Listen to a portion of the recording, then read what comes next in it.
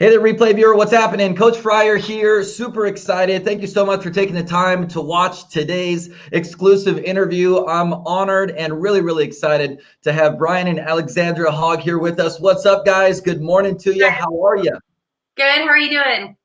I'm doing fantastic. It's really cool to be here with you guys. Thanks so much for carving out a few minutes out of your guys' busy schedule this morning to come bless our folks with sharing 3 things online businesses are missing in their strategy today. I'm really excited. Again, thanks so much for carving out some time for us. For those of you who are tuning in live, let us know down in the comments where you're tuning in from. On a scale of 1 to 10, how excited are you to be here? I'm gonna start with this. I'm gonna do just a quick little intro for you guys, but I'd love to kick things off when I pass it to you in just a moment to just share a little bit more about your story. Would you guys be cool with that? In just a moment, start with your story.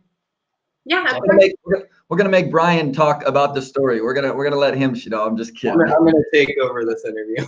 He's like, scoot over, Alex. I'm gonna take over this interview. Well, I'm honored to call these 2 folks friends. We've been honored to work with them the last couple of months. They are just doing incredible things. They're parents to 2 amazing little girls. Live out in Arkansas, right? Out in Arkansas. And have grown multiple 6-figure businesses over the last couple of years, and are just doing incredible things as entrepreneurs. They're leading by example, and we admire them, and they inspire us, and we're so grateful to have them with us. So would you guys do us and our audience a huge favor and just say hello to them and maybe share a little bit more just about your story to get this thing started? Take it away. Let the quiet one have the spotlight. Well, so we started out, I was working full-time job, and we quickly realized that wasn't the best thing in what we wanted to do. So Alex started into network marketing, and quickly realized she was super good at that. And moved to Arkansas a few months later. I left my job so I could support on the back end and kind of handle a lot of the behind the scenes stuff. He does all the things I don't want to do. Yeah. Is pretty much what it boils down to. I make sure the promises get fulfilled. Yes. The visionary gets some structure. Yeah. And so through moving to Arkansas, cost of living and all that stuff, we were able to focus 100% and grow a product-based business, service-based business, and we kind of just are taking over the world, going for it. I love it. Love it. You know what is really cool is really getting to know you guys the last several months is how similar our story is to your guys' story. And it's just really cool to just kind of be on the same wavelength out there doing our very best to help, to serve, to impact, to lead, to guide. I mean, there's so many folks out there nowadays. Now, especially with all that's just going on, who are seeking ways to figure out how to make some extra money. You guys have not only proven this and done this in multiple areas, right? Like you guys said, like a product-based business, service-based business, just doing incredible things the last couple of years, but are now helping so many others do the same. And so I'm excited for you guys to share, in your opinion, what 3 things online businesses are missing in their strategy today. Maybe we can kick things off with the first one. I'll probably jump in after each one and share and highlight some of the things you're sharing, but I'm super excited. Yeah, awesome. So we've had the honor to work with, through our coaching and consulting, over 400 different women in different industries. And so we've had a lot of exposure to online businesses and women trying to build their businesses online. And one of the main things that we've really found is how many of us know what it's like to go to the mall, and you go because you know what stores you want to go to, right? And then there's the kiosks. And you always have to walk past the kiosks to get to the store that you want to go to. And how many of us pick up our phone or try to look away, don't make eye contact? Because the second you make eye contact, you know that person's going to throw their products at you and get you in their chair and be like, let me straighten your hair. You know what I mean? And so it's you just avoid it at all costs. And that's how a lot of people online right now are running their businesses. They're the kiosk girls. Nobody wants to be the kiosk girl. Nobody wants that.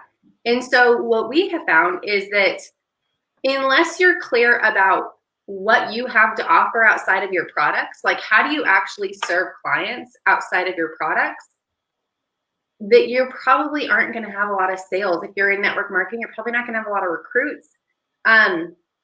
You have to know what sets you apart from your products, your business, your industry. And like, I feel like that's something that we've done pretty well, is like, we've always been able to brand ourselves outside of what we offer and based on like who we are. I know it's hard to know who we are since, you know, this one's so quiet. Yeah, I'm the behind the scenes guy, but it's kind of like if you've read the book, The Go-Giver, it's, you care more about the value and the person rather than the sale. And so putting the importance on the relationships. And not like sending the cold messages, like not sending the copy, not letting their first interaction with you be like, hey, you could lose some weight, dear. Would you like to buy? Thanks. No, I wasn't being serious. Quarantine 15 over here, guys. But like, you know, it's like making people will never remember. This is a quote. It's not my quote. I don't remember who said it. People won't remember what you did or what you said, but they will remember how you made them feel. And so again, if you are just making people feel like you're a car salesman and every time they're exposed to you, you're offering something, you're throwing your products in their face, people are going to have a really hard time getting to know, like, and trust you, which you need in order to have sales. So good. So good. So clarity on who you serve, right? I think that this is unanimous, and no matter what type of business you're building today, I think sometimes maybe, I'm sure you guys would agree with me, that just because maybe we're building a business online or someone out there wants to build a business online, we still have to put people first. At the end of the day, you know, no matter what product you sell, no matter what service you offer, you're in the people business, right? Would you guys agree with that? We're in the people business. And like you just shared, if people don't know us, if they don't like us, and most importantly, if they don't trust us, by golly, they're not buying anything from us, and they're sure as heck not hiring us or doing any business with us. Would you guys agree? Yeah, 100%. So good. So good. I also am chuckling over here. If you see me laughing kind of when you guys were talking, is because it's you know, the way you guys operate, right? Alex, you're more the face. You do a lot of the forefront teachings, trainings, and videos, what have you. And Bryan takes care of like the back end stuff, making sure all the tech stuff is geared up and all the wording, the language is all set up. And that's the way Danny and I roll. I'm out there putting the trainings out there, and little does everybody know that Danny's the one behind the scenes doing a lot of that stuff. So I just love the just how similar we are in terms of running our businesses. Well, that's awesome. Tip number 1 in the books, put a 1 in the comments if that was helpful. You guys take it away. What's the second thing online businesses are missing? So follow up and onboarding. Now, I don't know if you guys have heard this statistic, but this is a study they did that about 80% of sales are made on the 5th to 12th contact. So if you are going into a conversation expecting people to buy on the first purchase, I usually just say, put it in your mind that you're gonna have to talk to them 12 times before you get a sale, and anything before that is great. So if you get a sale prior to that, then it's awesome, right? But so many of us expect to go in and say, hey, I have the most amazing product in the entire world. Would you like to buy it? And he's gonna be like, no, I don't even know you. Like, I don't see the value in what you have to offer. And so it's really important to make sure that we're following up, that we have a system in place. I know, Bryan, you talk about Trackivity a lot. So like, I'm a coach, I do consulting, I'm not network marketing. I use Trackivity. Like, it is such a beautifully streamlined, simple, affordable platform that thanks to you, I got introduced to it. But that's how I track who I need to follow up in conversations I need to have, because I don't know about you guys, but like, we're busy.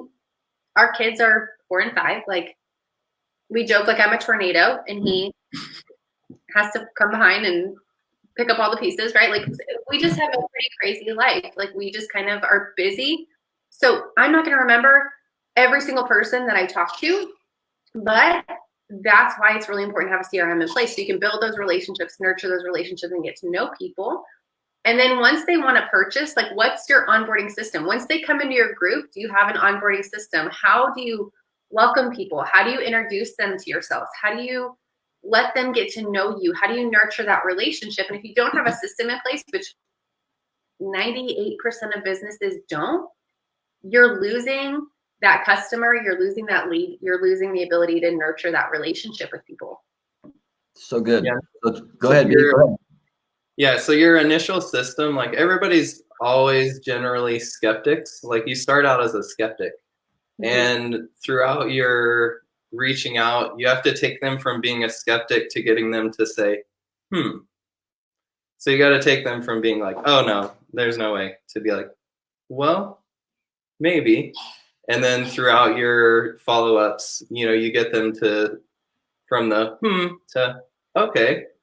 And you take them through the steps of like skeptic to okay, I need this. Yeah, so usually like as a skeptic, I like to think of every single person who I first meet as a skeptic. Like they don't know me, they don't like me, they don't trust me, they have no idea who I am, right? And our first initial conversations will usually help lead them from I like to say skeptic to admirer. And so it's like they start to get to know you, they start to kind of see, oh, maybe I do have a need for what this person offers. I'm starting to like them. I'm starting to get to know them. I'm starting to be able to relate to them. And then you move them to a fan where they buy your products, they buy your services, they see what you have to offer, and they're like, I love this. But you do that, like he was saying, through a strategic onboarding system, through constant follow-ups, through your content. You guys, again, back to the first point. If you're just posting sales, people are not going to be able to move from a skeptic to an admirer because they're not going to have the opportunity to get to know you. Yeah, you have to have the relationship and the value first. Yeah. So good. So good. I want to key back on something really powerful you shared, is talking about you said the 5th to the 12th, I believe, is that the 5th to the 12th conversation is typically where a potential sale arises, right? I think that so often out there, whether someone is selling a physical product, a service, even sharing their opportunity, what have you, that they get so excited, right? That sometimes we feel pressure or whatever it might be to tell someone about our product or business, like right here, right now. Maybe it's the first convo, maybe it's the second one, what have you. But what you're sharing is typically through the 5th to the 12th dialogue, conversation with a person, more rapport is built, more trust is earned, right? And more opportunities are typically going to be available at that time to share our product or business. I think so many people get so fired up, they get word vomit of the mouth, right, about how amazing whatever they have to offer is, and they kind of back themselves into a wall. Would you guys agree with this? Like people are so quick to jump the gun nowadays, especially online with people that we don't know, we don't have a relationship with. Heck, we've never even had a conversation with them in Messenger, right? And they're just so focused on the sale and how they can generate a quick sale. Unfortunately, what we've seen, and maybe you guys would agree, is that folks who maybe make a quick sale like that, those people typically don't reorder. They don't order again. They're like one and done. And then now you, the person who maybe recruited them or got them started, are back out there the next month trying to do the same lather, rinse, repeat, same cycle. Have you guys seen something similar to that? Yeah, and that's the thing is like we may see the value in what we have to offer. Like I, of course, am so excited about my services and what I've seen my clients do and what I can do, right? But if I just come to somebody and I'm like, hey, guess what? I can make you so much money, blah, blah, blah, blah. They're going to be like, oh my gosh, like, I don't even know you. Like, I don't know you. So it's important to remember we may see the value in what we have to offer, but others don't. And the way that we show them the value is by getting to know their needs. So if I come to you and I'm like, oh my gosh, I have the most amazing cough drops in the entire world, right? But you don't have a cough. Why would you care? It's important for me to take the time to get to know you, to say, what problems does this person have? Who is this person like? What are they missing in their life? And how can I serve them with my offers to make their life better, to meet their needs? And again, you can't do that if your first message is, you need these amazing cough drops. They're the best on the market. You know what I mean? Like it's just in case for when and if you get a cough. Yeah. So it's just, you can't, like, you may be excited, but they're not excited. And the only way to get them excited is to get to know their needs so that you can position your offer to meet their needs. So good. So good. So clarity on how you serve, not what you sell. And second, a strategy to onboard customers and clients. What's the third thing you guys wanted to share with our folks today? Customer retention. So this is something that like I'm super, super proud of. We have a 74.4% retention rate with our clients over the lifetime of our clients, which to me is like, it's just a blessing. And I think that's because point A, we care deeply about the people that we work with. That's something that's always been the priority. You always put people before money, always. And when you do that, your business will do a whole lot better. I'll tell you that right now. But if you don't have something to retain the customers, if you don't have a system for retention, a system for testimonials, again, I talk a lot about systems. Both the Bryans, Mr. Fryer and my husband, both know. I have had to work on this because I'm not a very system person. I'm a fly by the seat of my pants kind of person.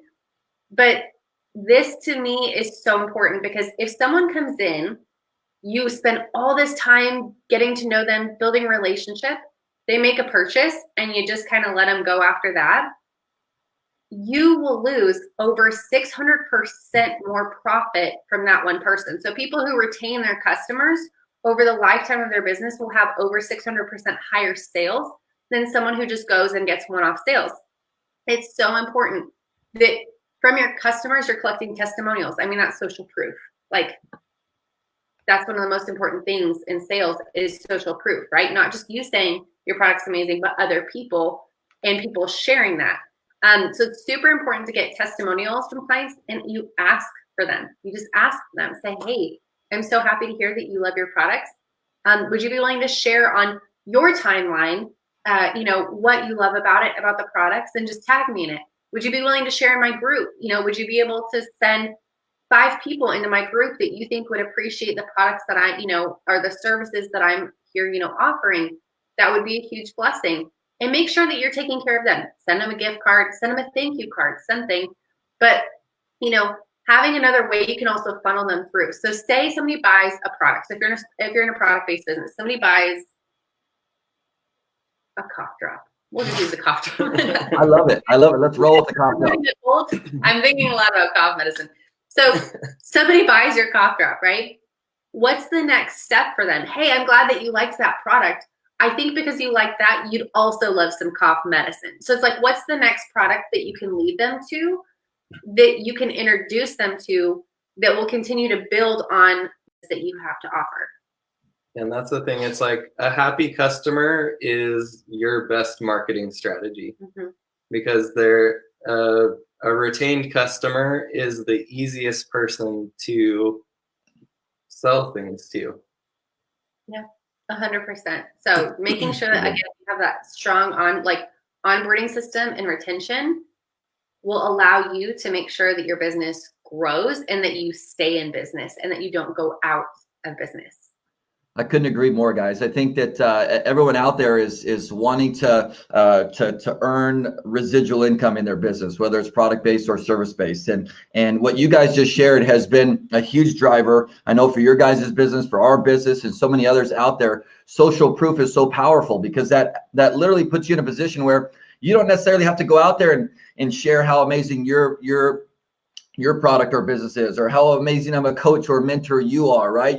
The proof is in the pudding. When you put your energy, effort, love, and support, wisdom, guidance into your customers, into your clients, and they're getting results, right? Their results do the selling for you. I think that so often we're so caught up, right, in acquiring new that we're not leveraging the fact that the people who are helping and serving, are creating an incredible story themselves. And that in itself, right, whether it's a little text blurb or a little video clip of what they've been able to do, what they've been able to accomplish, that speaks volumes to you and how you are able to help them. I love this. So number 1, clarity on how they serve. Number 2, an onboarding strategy. And number 3, retention. This has been fantastic. Comments are going crazy. I keep populating them. I don't know if you guys can see them on your side on the screen, but I ever so gently every now and again putting one in the feed. This has been absolutely awesome. For those who are tuning in, feel free to share if this has been helpful in any regards. I've gotten great notes over here. We're just so thankful for all that you guys have shared. Now, what you guys may or may not know is we are fortunate enough to have Bryan and Alex doing a private training in an upcoming boot camp that we're hosting next week. They're actually going to be doing their training next Wednesday. The title of their training is How to Disrupt the Norm and Become a Rebel so that you can stand out online. I'll be putting the link to the boot camp immediately following this video. But you guys want to touch just real quick on next week and maybe how excited you are and talk a little bit about this rebel movement. And then after that, I'm going to ask you guys to share some places where all of our audience can find you guys. Where can they follow you? Do you have a group, anything like that? I'd love for you guys to share at the end. Yeah. So the Rebel Success Tribe is our community of women entrepreneurs. And we really it came from the fact that when I started my business, I had really, really severe social anxiety. I had PTSD, health issues. I mean, you name it, I was struggling with it. And this guy was just, thinking the world's sunshine and rainbows. And I felt like the world was crumbling. And I was a stay-at-home mom. He's working a 9 to 5. There was just a lot going on in life. And I was like, you know what? I'm really sick of the life that we're living. I mean, not to say that it was bad, but I knew I was made for more in life, and I knew that there was more for us. And so that's when I started to pursue business, and I just decided to jump all in. And I mean, I started our business with no social media skills, no idea what I was doing. And I was top of the company within about 6 months. There was 250,000 women. I was in the top 30. And so to me, the whole rebel thing comes from a place of like, you might feel like an underdog. You might feel like the odds are stacked against you. You might have people who don't believe in you. I don't think a single person believed in me when I started. Even this guy was a little hesitant when I jumped into my business. And I didn't care. And I was like, I'm just going to rebel against what everyone else thinks I should do and pursue the life that I believe God has called me to.